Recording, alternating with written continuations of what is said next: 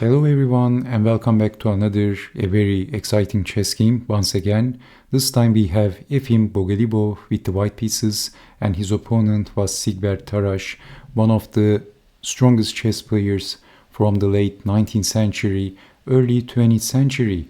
So this chess game was played in the Breslau chess tournament in 1925 in Germany, and Bogoljubov won this tournament pretty clearly.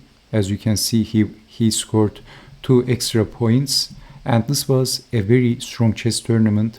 You can see some of the very strong chess players also competed next to Bogoljubov. We see Aaron Nimzowitsch at the second place and Akiba Rubinstein at the third place, and we also had some other very strong chess players like Grünfeld, Richard Reti, Seymish, Tarrasch, and okay, so this was a very strong chess tournament. Can't stress this enough, but Bogoljubov won this pretty clearly, as you can see, from 1925. But 3 of the very strong chess tournaments, some other very strong chess players at the time was not competing. Who were those very strong chess players who didn't compete, who was absent? So this is a small chess quiz that tests your chess history knowledge. Okay, so this is from 1925. Of course, Emanuel Lesker, Jose Raul Capablanca, and Alexander Alekhine was absent in this tournament. So they were maybe the strongest chess players at the time. But anyway, let's check out what happened in this game. Bogoljubov starts the game with e4, knight to f6, e5. So we have the Alekhine defense, knight to f6. And Alekhine defense theory was not fully developed at the time, but Tarrasch didn't play this in his chess career. And still he tries hyper-modern openings, maybe just to become an important contributor to the chess theory. This was unknown territory for Tarrasch. So it was a brave move against Bogoljubov. Knight to d5, and we have knight to f3. So we have the modern variation, knight to f3 and d6, d4, bishop to f5, bishop to d3, and we have bishop to g6. Well, question mark, why bishop to g6? Defending the bishop, but bishop takes on d3 should have been considered and better than bishop back. No need to make things complicated in this case. Sometimes the most simple move is the best move. But this is still not over yet. We have c4, so attacking the knight. And knight to b6, and now Siegbert Tarrasch made a miscalculation and he found himself in a pretty difficult situation all of a sudden. Bishop takes bishop. Maybe he wasn't expecting that things could go to the south so super fast. Now watch what happened.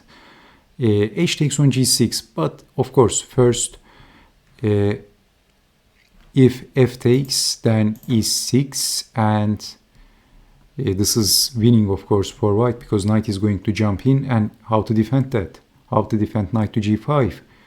So if hoping to defend with pushing the h pawn, then queen to d3, and it is going to create another weakness, and black has a miserable position. Look at this, the bishop and the rook is boxed in and the king is in the center. So this e6 move is a very strong move. So in here we have bishop takes on g6, and now can you see the next move of Bogoljubov? It should be easy, e6 of course, and this move makes black's life miserable, and this is destroying black's position. Just this simple move, and after of course exchanging the bishops, it is also creating another weakness, but this move is very strong. We have f6, but if capturing the pawn, it is going to create, as you can see, serious weakness, and then knight to g5. So how to defend? Also queen to g4, queen to f3, and queen to d3 are some of the alternative moves. And we can see that defending with the rook is not possible because bishop takes rook. So this is actually resignable, believe it or not. But in here, after e6, we have f6, but this also fails to a very strong move. by Bogoljubov. Can you see that move? It is very simple. Queen to d3, hitting the weakness. So how to defend? Not with the rook, because bishop takes rook then. So queen to c8. Actually in here, Bogoljubov is actually threatening checkmate. Queen takes on g6, checkmate. So making room for the king, and then queen takes on g6, that's check. And if f5, by the way, after queen to d3, if f5, then knight to g5. And this is also losing, how to defend. So we have queen to c8, and this looks diabolical for black. So that's check. This is move 10, and it's already resignable for Siegbert Tarrasch. So king moves, and then queen to f7, also defending the pawn. Knight takes, knight from b to d2, attacking the knight, exchanging, and then g5. d5, very nice multi-purpose move. Not only cementing the center, but also making bishop to c3 possible, attacking the key square of f6 from the dark diagonal. So we have c5. Why c5? Well, I didn't understand this move completely, but making room for the king maybe. And then bishop to c3. And you can see that knight takes is also possible, because this pawn is pinned if capturing the knight. Bishop takes rook, so eyeing the rook as well. So this move was expected. We can also see that bishop takes on f6 is also on the table, because if pawn takes bishop, then queen takes, forking the king and the rook. So this is a very strong move, and black is in trouble. So we have pushing the pawn, but can you see the next move of Bogoljubov? He played another very strong move. Which move is the best move in here? He played the top engine move, I think. So attacking the knight, maybe bishop takes comes to mind, but then Bogoljubov played knight to h4, a very nice move that wins on the spot, as knight to g6 is winning immediately, forking the bishop and the rook. And how to defend? If moving the bishop, which doesn't make any sense of course, we take the pawn, checkmate. So knight to g6, if knight can access to g6, that's just simply game over. Black needs to resign. So this is why Siegbert Tarrasch decided to capture the knight, but this is deflecting the rook, and black's position is collapsing. Now we are going to see a very nice king hunting by Bogoljubov. So that's check, check, check, and then what else? King to b5, and then check. Bogoljubov throws the kitchen sink to Tarrasch. So king to c4, and we have check. King takes on d5. But if king to b3, then queen to e4, cutting the escape square with the queen, and rook up is next, checkmate. So we have check, and if king to d3, we have this incredible king hunting, castling from the queen side, king to e2, and then checkmate.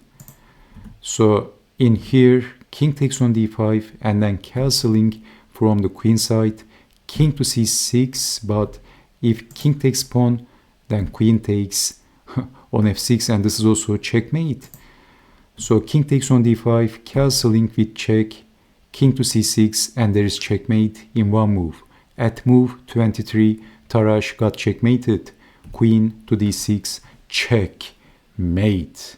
And this was a very bad day for Siegbert Tarrasch. But please note that Tarrasch was in his 60s, and maybe he made a big mistake. I mean, we can see that he made a big mistake at the very beginning of this chess game, and then it went to the south, it went to downhill for Siegbert Tarrasch. And what was that mistake? Of course, as we know, well, playing the Alekhine defense was also a mistake against Bogoljubov. But then in here, bishop takes on g6, and black's position is collapsing, and then pushing the pawn e6, and actually black has a very difficult, cramped position, and then it went to downhill very quickly. So let's make a quick recap.